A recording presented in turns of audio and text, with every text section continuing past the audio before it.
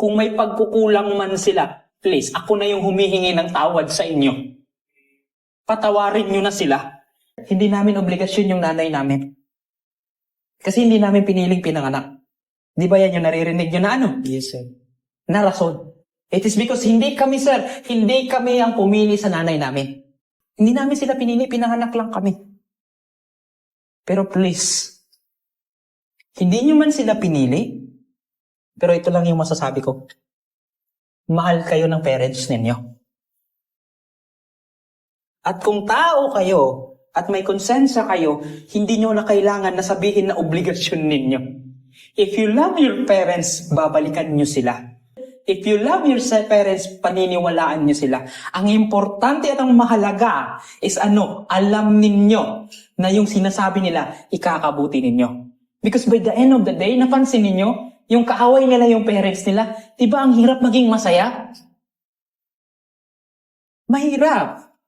Yes, pinagpalit niya yung magulang niya kasi nagrebelde siya. Pero di ba panandalian lang? Opo, sir. Pagdating mo sa bahay ninyo, mag-isa ka pa rin. Malungkot ka pa rin. Galit pa rin ang nangingibabaw. Pero kung okay kayo sa magulang ninyo, ano yung pakiramdam? Kahit umuwi kayo, walang problema. Itakwil man kayo ng ibang mundo, walang problema. Basta okay kayo sa parents ninyo, okay na kayo. Ganun din sila sa inyo. Willing silang isakripisyo yung oras, pagod at lahat-lahat ng meron sila para sa inyo. Kaya please, kung may pagkukulang man sila, please, ako na yung humihingi ng tawad sa inyo. Patawarin nyo na sila. Sa time na mapatawad ninyo yung pagkukulang, yung galit, yung tampo nyo sa parents ninyo, promise, sasaya kayo. Ako na yung humihingi ng kapatawaran. Patawarin yung parents ninyo. Please lang.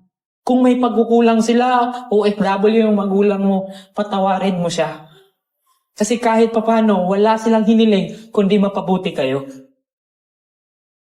Tulad niya, bata pa siya, iniwan ng magulang niya. Am I correct? Ilang taon? Mga, kuwan pa akong edad ato sir, mga 11 or 11 years old. Pero kung babalikan natin sa sinabi niya, kung tinanong ko, yung pagre-rebelde mo ba ang ikinabuti mo? No, sir. Hindi. So sana we can learn from him na kung saan yung pagre-rebelde minsan or kadalasan walang pinupuntahang maganda. Kasi in the first place, hindi nagre-rebelde na hindi nyo mahal yung tao. Mahal nyo yung tao. Sadya nga lang nasaktan kayo sa desisyon nila at minsan hindi nyo kayang tanggapin na tama yung desisyon nila kasi naiwan kayo at nasaktan kayo.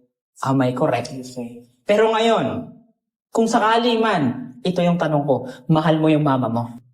Opo, sir. Sobra, sir. Kay, Nobody's perfect. Nag-expect kayo ng magulang na perpekto?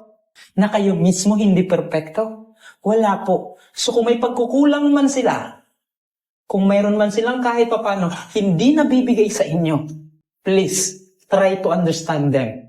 Try na patawarin nyo sila.